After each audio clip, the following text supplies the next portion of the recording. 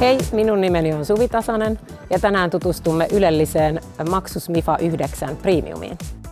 Mifa 9 on suuri ja ylellinen 7-paikkainen auto, jonka pituus on lähes 5,3 metriä. Istuinjärjestely on 2+2+3. Autossa on suuri 90 kW nettoakku, jonka WLTP yhdistetty toimintamatka on 430 kilometriä ja kaupunkiajossa 565 kilometriä. Autossa on 3 ajomoodia, Normal, Eco ja Sport, ja se kiihtyy 245 hevosvoiman ansiosta oikein mukavasti. Huolimatta auton suuresta koosta, se on helppo ajettava sekä maantiellä että kaupungissa. Autossa on 1000 kilon vetopaino, mikä on tämän kokoluokan sähköautossa oikein hyvä lukema. Katsotaanpa tarkemmin yksityiskohtia. Keulan muotoilu on tyylikäs ja futuristinen ja se on varustettu LED-ajovaloilla. Konepellin alta löytyy tilava 55 litran frank, jossa voit säilyttää esimerkiksi latauskaapeleita. Liikkumalla kohti auton sivua löydämme sähköisesti taittuvat sivupeilit, jotka ovat lämmitettävät. Lisäksi autossa on 2 suurta sähköistä liukuovea, joiden avulla kaikkien on helppo päästä sisään ja ulos. Liukuovet voidaan kätevästi avata ja sulkea monella eri tapaa niin auton ulko- kuin sisäpuolelta, sekä keskiriviltä että kuljettajan paikalta. Autossa on vakiona 19-tuuman alumiinivanteet, jotka tuovat näyttävyyttä autolle. Latausluukku sijaitsee kuljettajan puolella takalokasuojan kohdalla. Palataan lataamiseen tarkemmin hieman myöhemmin. Taakse siirryttäessä löydämme suuren sähköisen takaluukun, joka on varustettu LED-takavaloilla, sumuvaloilla ja korkealle asennetuilla jarruvaloilla. Tämä auto herättää huomiota myös perässä ajavien keskuudessa. Tavaratilan mitat ovat tila-autoksi huikeat 466 litraa, kun 3. penkkirivi on käytössä, ja 1702 litraa, kun viimeinen penkkirivi käännetään alas. Viimeistä penkkiriviä voidaan myös liikuttaa portaattomasti. Tässä sijaitsee peruutuskamera ja sitä tukevat peruutustutkat.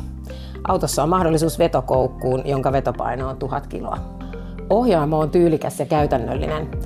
Keskikonsolista löydät latausalustan matkapuhelimen langattomaan lataamiseen, 2 mukinpidikettä sekä tilavan säilytyslaatikon. Ilmastoinnin ohjaus tapahtuu kosketuspaneelista ja tästä löytyy USB-pistoke muun muassa Apple CarPlayn liittämistä varten.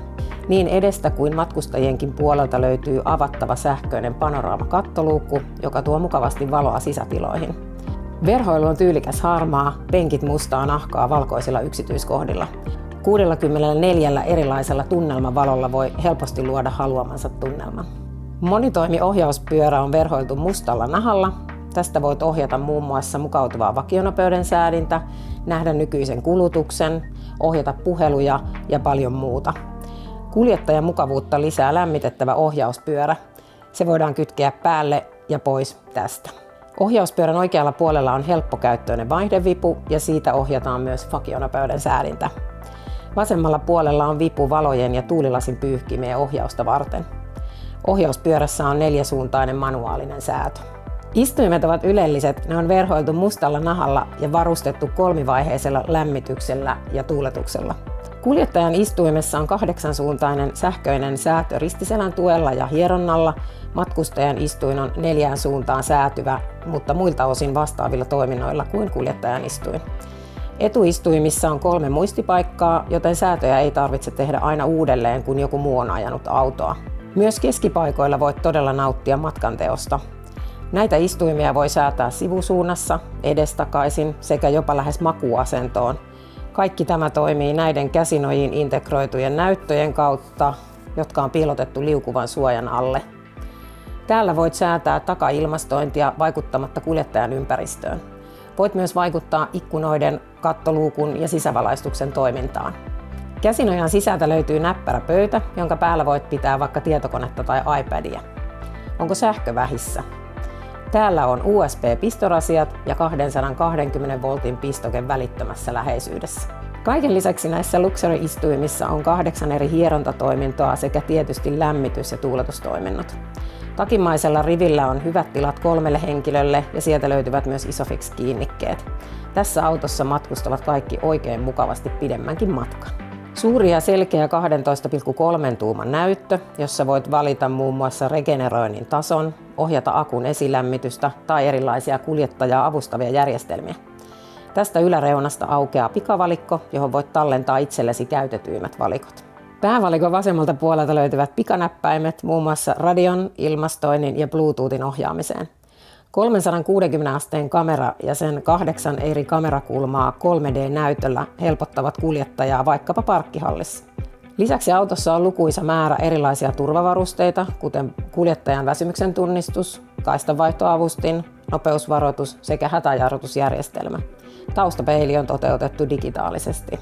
MIFA 9 akun nettokapasiteetti on 90 kW ja toimintamatka WLTP-kulutuksella 430–565 kilometriä. Kuten tiedämme, sähköauton toimintamatkaan vaikuttavat monet eri tekijät, kuten ulkolämpötila, akun lämpötila, sääolosuhteet ja rengaspaineet. Myös yleinen ajotapa vaikuttaa sähköauton toimintamatkaan. Latausluukku löytyy kuljettajan puolelta auton takaosasta. Luukku aukeaa painamalla tästä. Autossa on 11 kW kolmivaiheinen sisäinen laturi. Pikalatauksen maksimilatausteko on 130 kW ja nopealla latauksella auto latautuu 30–80% noin 30 minuutissa. Sähköautoissa pikalatausnopeuteen vaikuttaa merkittävästi muun muassa akun varaustila, akun lämpötila sekä pikalaturin tehonjako useampien lataajien kesken. Suurin luvattu pikalatausteho on monella kilpailijalla vain hetkellinen piikki latauskäyrässä. Meillä Maxuksella haluamme antaa mahdollisimman realistiset luvut latauksesta ja latauskäyrä onkin yleensä tasaisempi kuin muilla. Tässä oli yhteenveto upeasta MIFA 9. Tervetuloa tutustumaan ja nauttimaan ylellisestä matkanteosta Maxuksella.